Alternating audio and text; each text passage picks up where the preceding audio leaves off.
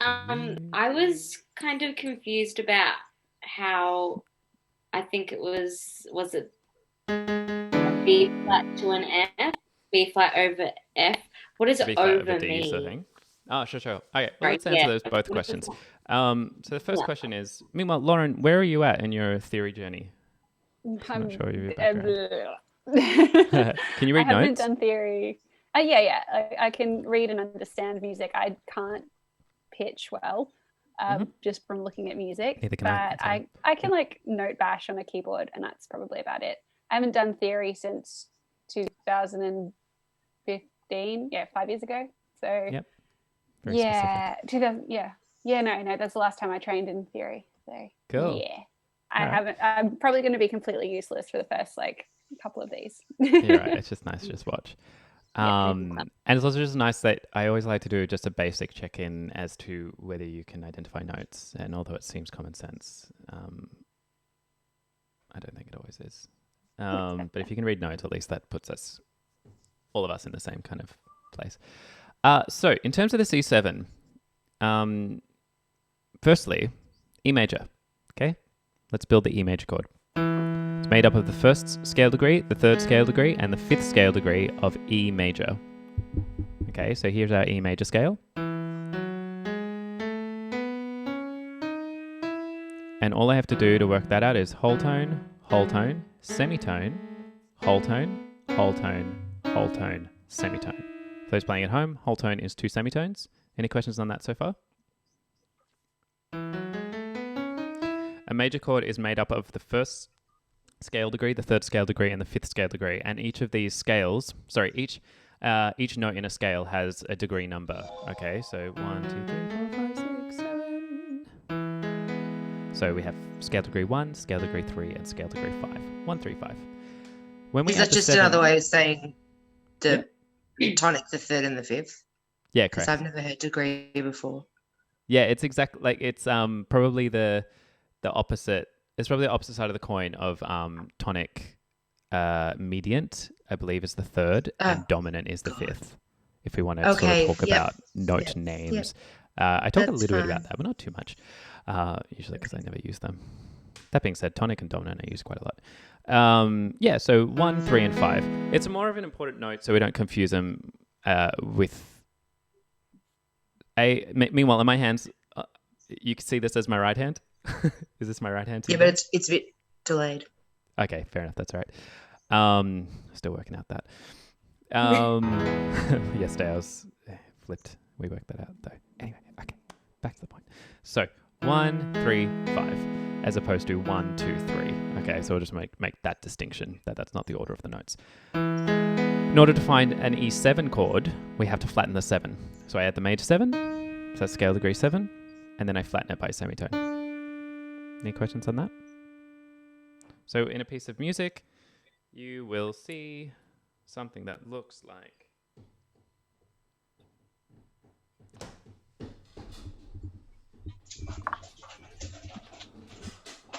Yeah, it's one of those days, guys.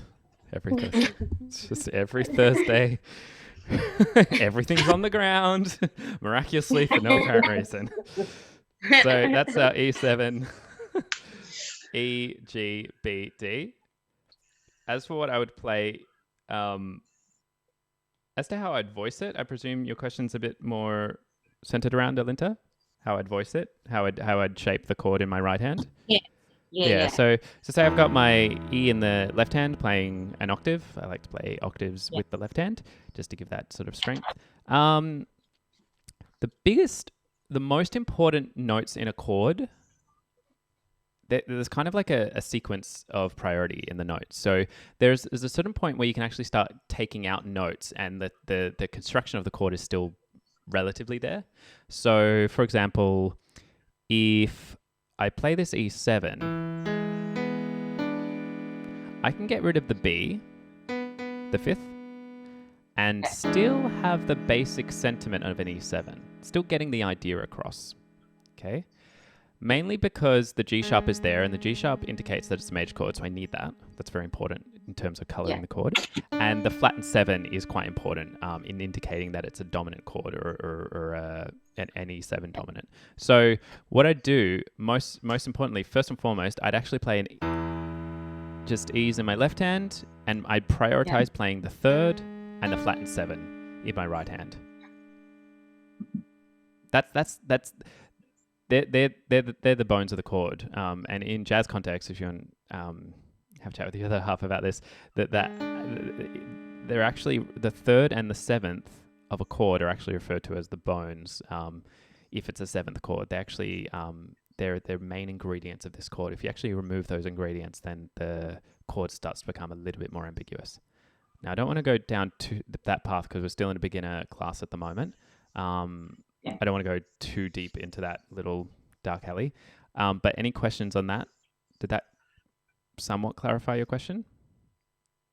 Yeah, I was just like, I guess I was just seeing where you place them, but that's, I guess it's just taste.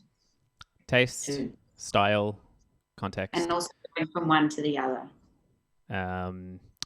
Yeah, where we're coming from. Now, if I'm playing like sort of a rock tune, you know, that still has an E7, then this is what I'm going to do.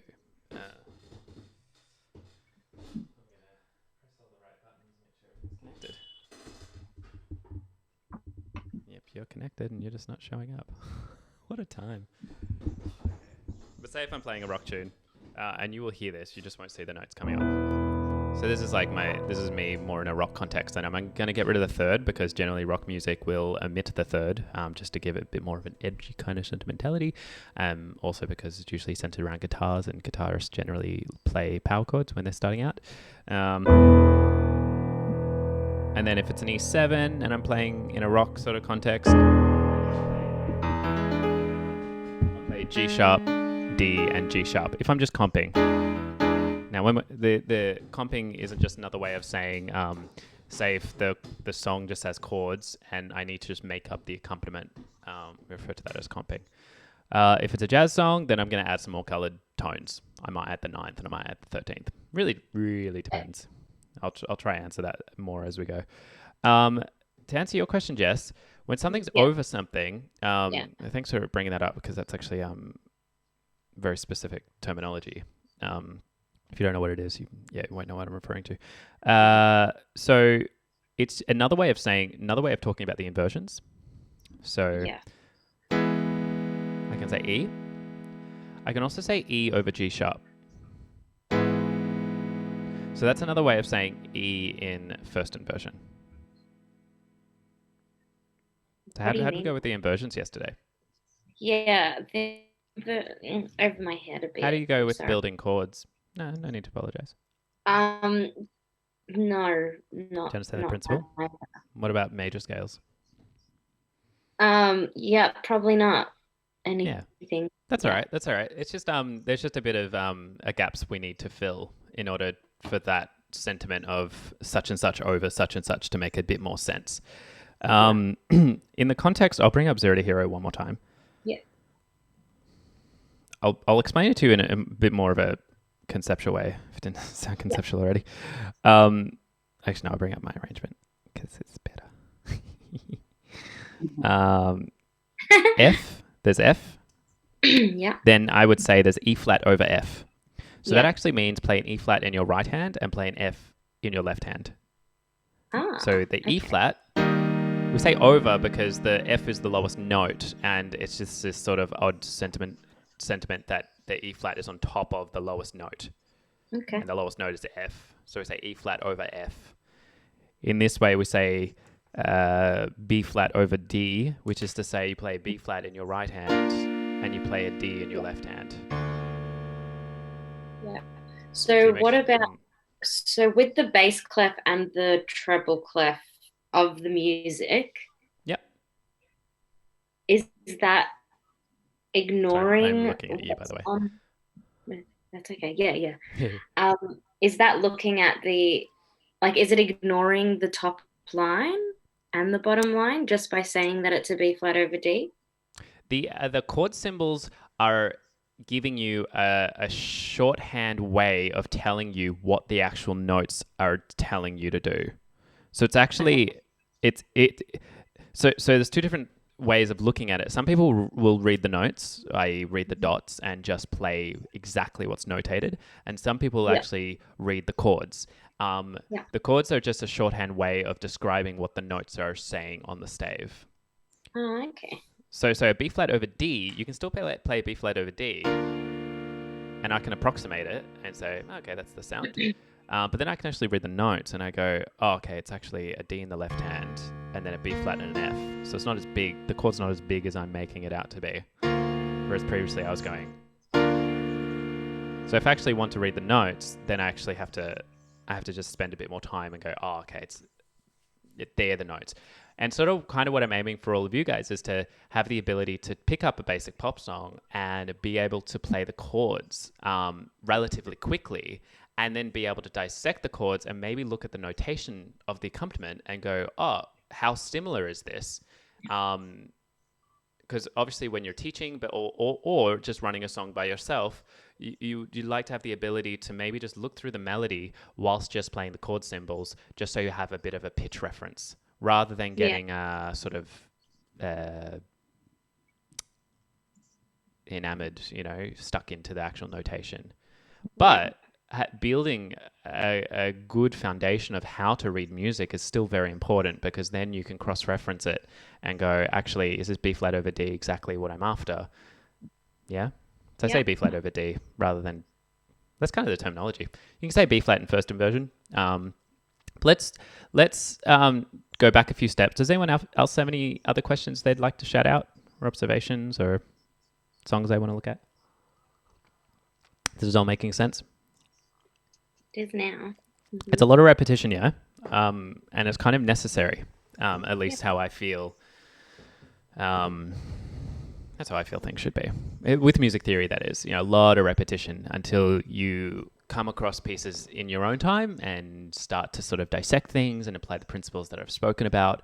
And hopefully, as you grow more familiar with different keys, you can start to apply the principles. So something that I really encourage for you and for everyone else is to really familiarize yourself with the major scale, and preferably the major scale of as many keys as you can. Okay, so if we're talking about it, if we're actually talking about that and looking at the piano, so there's a finite amount of notes, finite amount of individual notes, and there's 12 in total, yeah?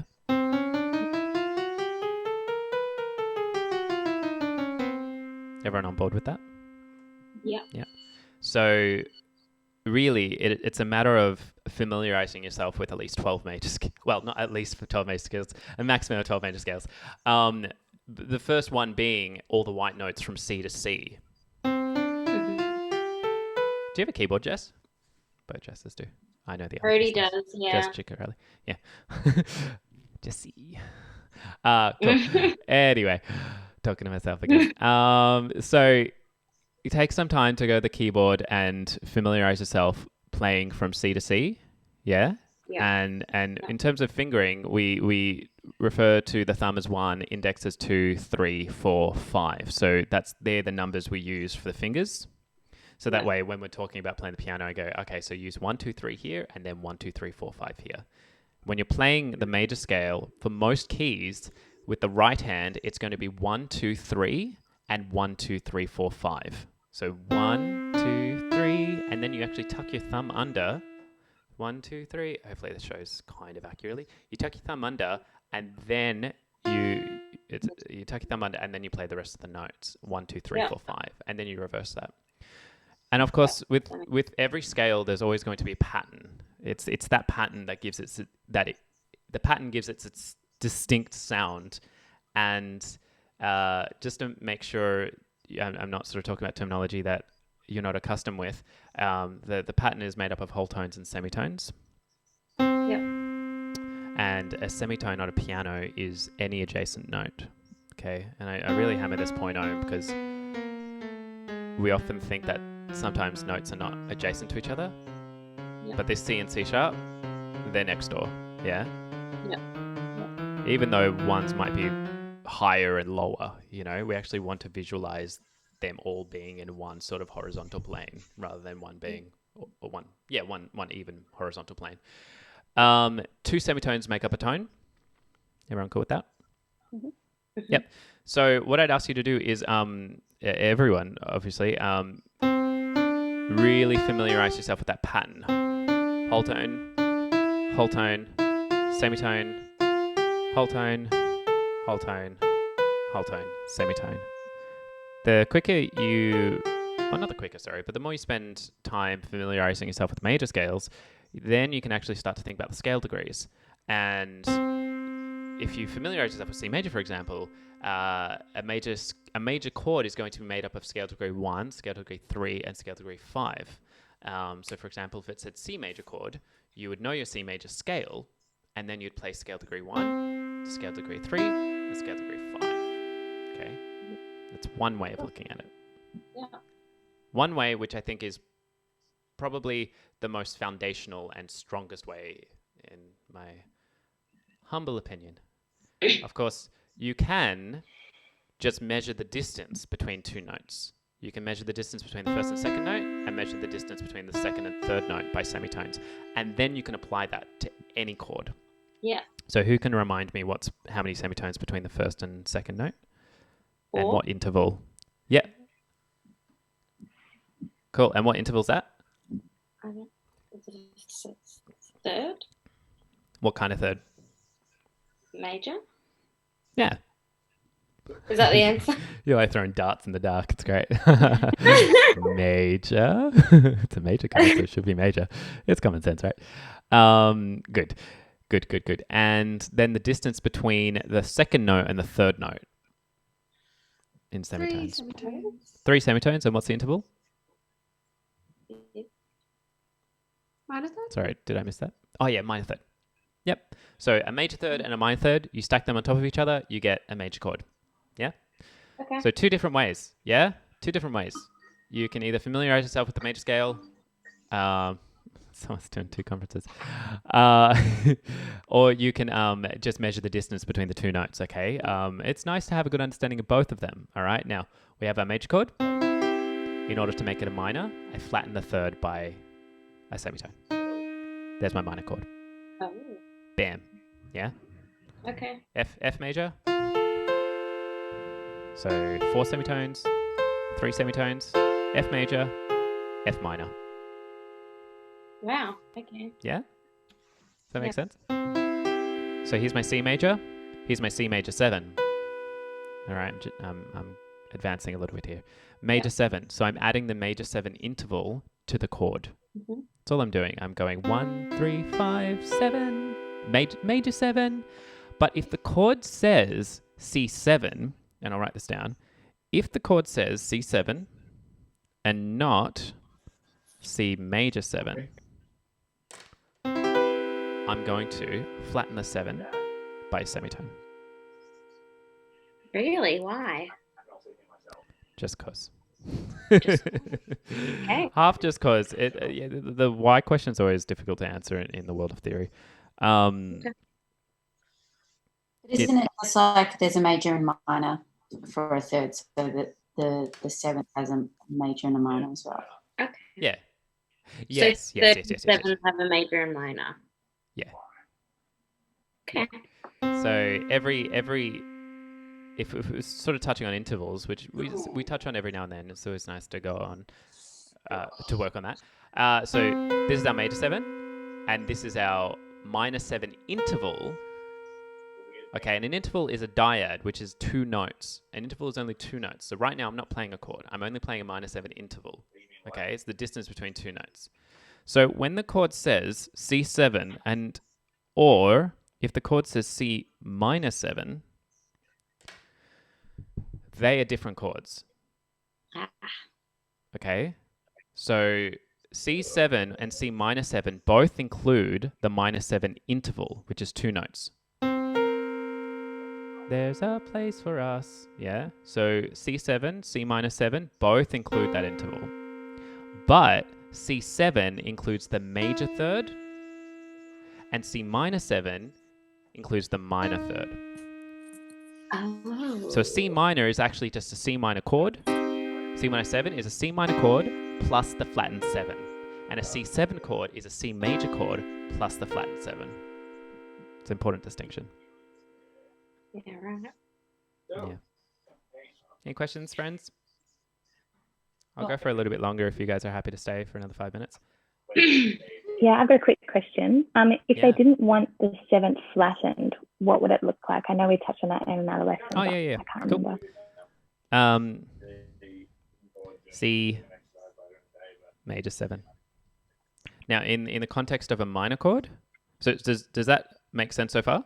So Yeah, C it's major the 7 majors with the dictates. 7, not with the C. Yes. Or does Yes, it sometimes still look like it's written with the C, but it means it's with the 7? Or is it like, I don't know? Sometimes it might be big like that. Sometimes it might be a triangle. They're all the same. They're all meaning That's the same right. thing. C major 7. C But major because 7. major's written, it means that it's applying to major the 7th, interval. not C major. Yep. Yeah. I know it probably seems a little bit nonsensical. How do we alter the minor chord though, right? So we've had the minor 7, C minor with a flattened 7, but sometimes the chord wants a major 7. So there we have C minor, major. So that's saying C minor with a major 7. More commonly written like that, or sometimes written like C minor, major 7. That's more in a jazz context. And there's our Is sort of triangles is a symbol for the major? Triangle symbol for okay. Yeah. Cool. Minor is sometimes a hyphen. Sometimes, look, mostly in jazz context. If you're looking at a pop tune, usually you won't see that. Usually you'll see the letters written out. I'm going to see if I can find you more chords. Feel free to shout out more questions. C7 sus4. Yeah. So, help me find my C7 first. What do I need to do? C in the bottom. C on the bottom. And the minus 7, the A sharp will be flat. Yep. There's my minus 7. Let's go one step before finding the minus 7. Fourth. Major chord, Say that one more time, Erica. C. C So, major yeah, chord, C, E, We're going to go G. C major. Yep. And then what's my next step? C4. 7. B. B. Yeah, cool. Great. And then what's my next step? Flatten it. Flat. Yeah, good. Good. I'm all about make sure the method's super accurate. Even though you can jump the gun and kind of find the answer. Right. Exactly. So you can always break it down. You can always break down the chord. Okay, cool. C. Awesome. In fact, if I just wanted to play this tune and I didn't want to worry about all the numbers, I could just play C. I'd get the basic sentiment across. It wouldn't be a huge issue. And I go 7. Okay, major 7. Gonna flatten it. Okay, C7. And I'm like, oh man, what's this sus4 going on? That's crazy. Firstly, it's the fourth scale degree. What's the fourth scale degree in C major? F. F. So when I suspend, the sus is short for suspend or suspension, it's telling me to move the third to the fourth. And we refer to that as a suspension because it actually creates a bit of a holding sound. You know? And then we want to hear that resolution. Okay, so that is a sus4. Say that again. How do you know that it's replacing the 3? The sus4, whenever you see the word sus4, that indicates that you move the 3 to a 4.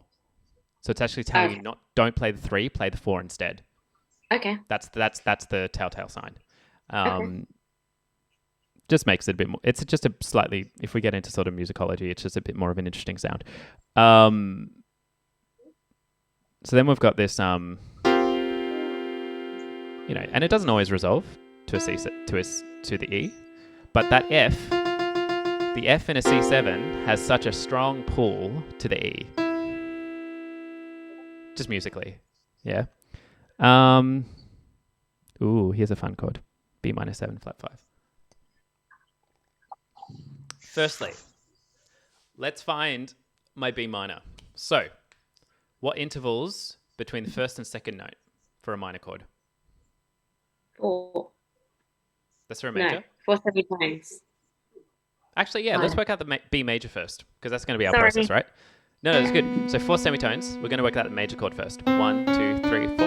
And then how many semitones to this next note? 3. 3 for a major chord. Now, Right. what do I need to do to make this minor?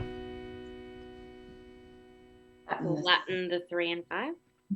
Just flatten the 3 for now. For now. Just for now. Just for now. So we're going to flatten the 3. Everyone happy with that? So I've just made a minor chord. Now, I have B minor. Okay, so that's the starting of the chord symbol. It says BM. Okay, B little m, B minor. Cool. I need to find my 7. So what's the first step? To find the 7. Is it A or is it G, A flat? I'm going to have to...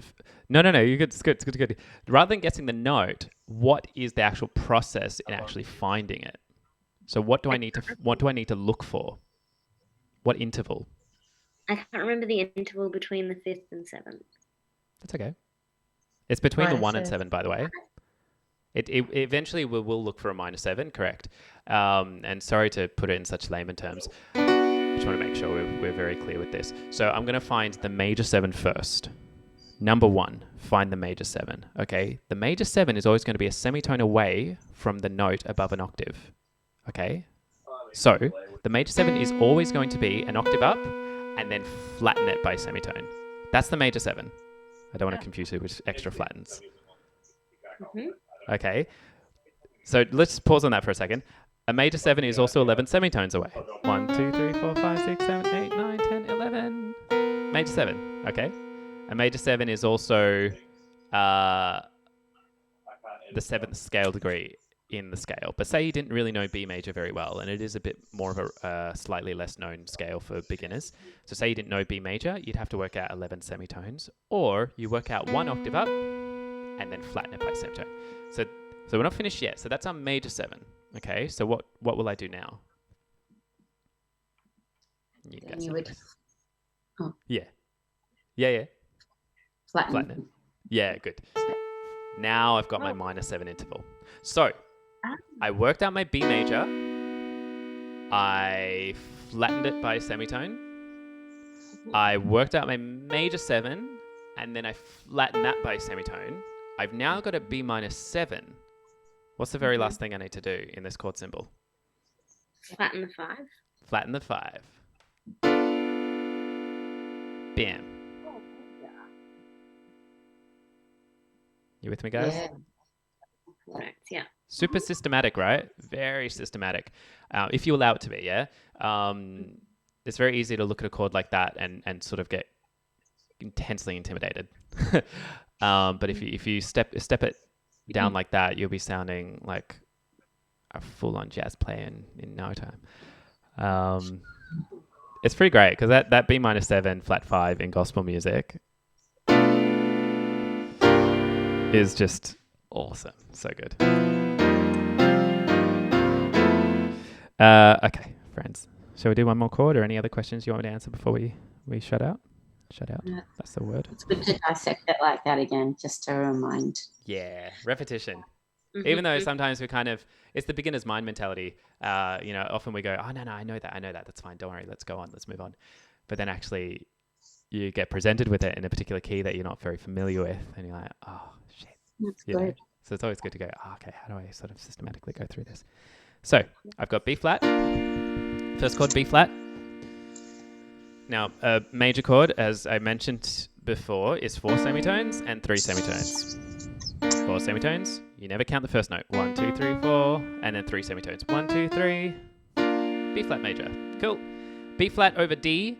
What you're going to do is still play a B flat, but play a D in your left hand. Okay, the lowest note has to be a D. It's very important. Okay, it is also known as first inversion. So when I talk about inversions, it's the position of the chord. So B flat, the first B flat in this piece of music is just B flat, D, F. That's called root position. It's in home bass. Everything is the B flat. The root note is the lowest note in the chord. When I bring the root note up an octave, D becomes the lowest note in the chord. It is then called first inversion. And when I bring the D up an octave, it is then referred to as second inversion. So root position, first inversion, second inversion. All I'm doing is just bringing up the lowest note up an octave. Okay, I'm just shifting it. I'm just moving it.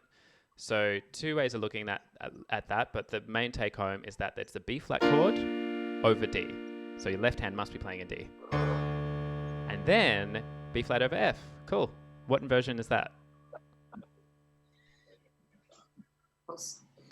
Also first. Second. So we had root, first inversion, second inversion. Because we're just stepping through the B flat chord. So I'll just leave you with this so your brains are a little bit fried. So if we actually look at these notes in the bass, we're just stepping through the B flat chord. We're going B flat, D, F, root position, first inversion, second inversion, to C major, root position, first inversion, because the E is in this bass note. Oh, so it's referring to the bottom note. Yeah, always. Yeah. Okay. Always the lowest note. Yep. Okay. Yep. And it's really think about when I say vertical, I'm visualizing the piano in the highest note and the lowest note, and I'm thinking about all the notes that I'm playing. And as we sort of advance through this, we'll start to think of the hands as really one unit rather than the left hand is playing this, right hand is playing that. Although that is very applicable, we start to think about what is the lowest note. Hopefully we start to move it into like, what's the band playing? What's the bassist doing? What's the double bass doing? What's the trumpets doing? Like, who are the highest notes? What's the singer doing? Like, that's the whole sonic spectrum rather than just what the piano's doing. In this context, though, oh yeah. Oh, sorry. Just saying. Obviously, the bass is moving, but do you keep the right hand as is, like the B flat, D, F? I would keep. Or do you move that? I would.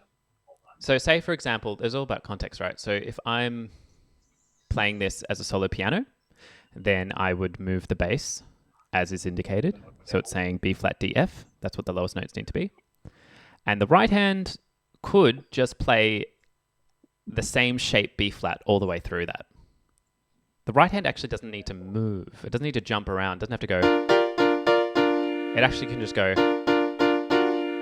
The shape doesn't necessarily have to change, but it's really important that the bass changes. Say if I'm playing in a band though, I've got the bass is going.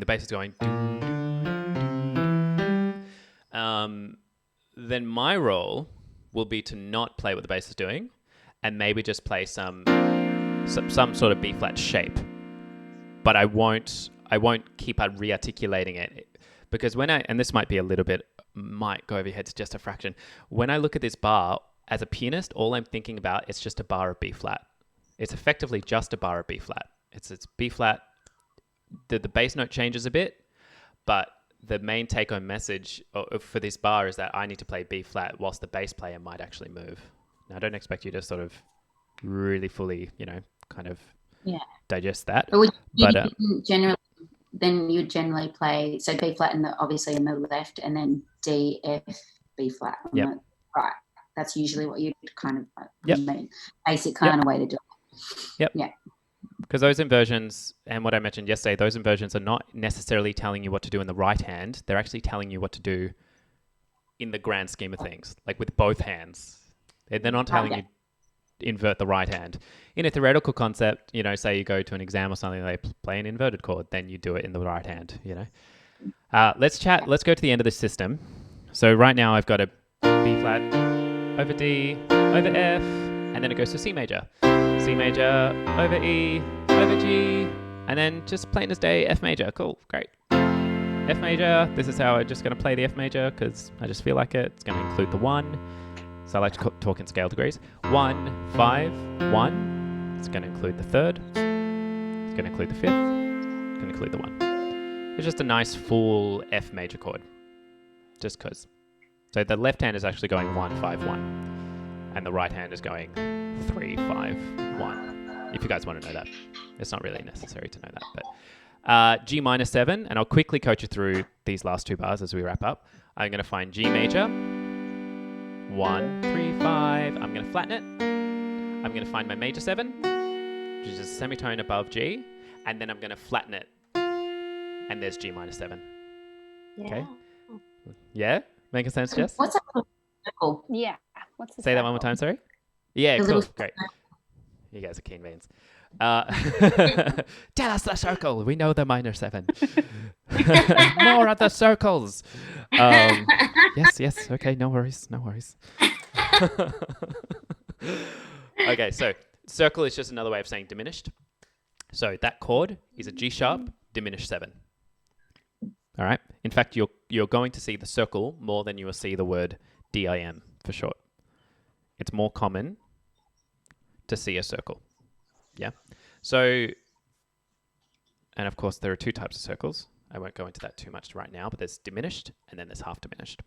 Right now, that is a diminished chord, or some would say a full diminished as opposed to a half diminished. So G sharp diminished 7. I have to work out minor 7 intervals between each note. So bear with me as we wrap up this. G sharp, minor 7, minor third. How many semitones is minor third? 3. 3. Yeah. So 3 semitones. Another 3 semitones. Another 3 semitones. G sharp diminished 7. Bam. That's all it is. It's 4 notes because the 7. Yep. What does diminished mean? Diminished, from a very broad definition of diminished is to shrink or to make smaller. Okay, so when we diminish something, this is generally, but in music, we shorten the space between the notes. Okay, so we haven't really touched on diminished chords, but I'll quickly explain the F over A. F is just root position, over A is just the A in the bass note, and then I'll go back to the diminished. So, major chord, C, E, G, minor chord, flatten the 5th, that's a diminished chord. Yeah. That's, Is it always that?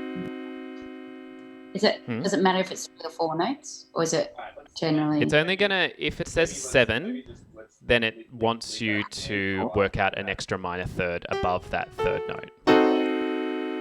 That's a diminished 7. If it's just the circle, no 7, then it's those 3 notes. So diminished chord Jess is a flattened 3 and a flattened 5. As to what it is or why it is, that's a bit of a harder question to answer. That's just the world we live in, you know. Yeah. But diminished, we're shrinking the intervals each time. We're shrinking them. C major, C minor, C diminished. I'm going to add an extra minor third, C diminished 7. So the diminished refers to the chord, not the 7. All right, I'm going to do that. Or all of it. Kind of refers to all of it. Because Okay. if you think back But to it our includes 7s, rather than not having a 7 at all. Is that right? it includes the 7. But the funny thing is that diminished chords are a complicated time. They don't know who they are. They have identity crisis. So it says diminished and it says 7th. Now, remember how I said a 7 is a flattened 7, you know, it's a C to B flat. You actually have to flatten it again to find that diminished 7 interval. So I rather just think of it as minor third intervals rather than worrying you about how to manipulate the 7. I'd rather you just, and give this a try, find any note and just keep building up minor thirds. And inevitably, you'll create a 7 that is double flattened. Major 7, minor 7, and then an extra flat. which is technically, I don't believe, it's technically not a diminished 7 interval. But I'm going to put that to the side for a moment. Main take-home message is a diminished 7 is 4 notes that are all 3 semitones apart. Okay. Yeah, so familiarize yourself with that. It won't make sense to begin with. I'm still on my quest to understand the diminished chords. Who are they? Where are they? Where do they come from? What do they mean? The background. Anyway, good session, guys. No, that was really, really helpful. I'm sorry if that was really basic for everyone else. No. Don't It's really apologize. good to go over some of those because you forget. It's so important to get these questions, and nothing is ever basic. It's also worth noting that this is a beginner's class, so it would be kind of rude of me to just skip ahead and not explain things, and to take things for granted. This class is actually intended to make sure that you don't fall behind and that you actually have all the answers answered. And as long as you keep coming, then, you know, if you came back in 3 weeks and you're like, hey, what the hell's going on? I'd be like, hey, where were you for 3 weeks? Anyway, I don't know, you know, but that's fine as well. Yeah, you go to Hawaii or something. Anyway, not today. Not today, Satan. Cool. I'm going to go because I'm waffling. I don't know what's going on right now. So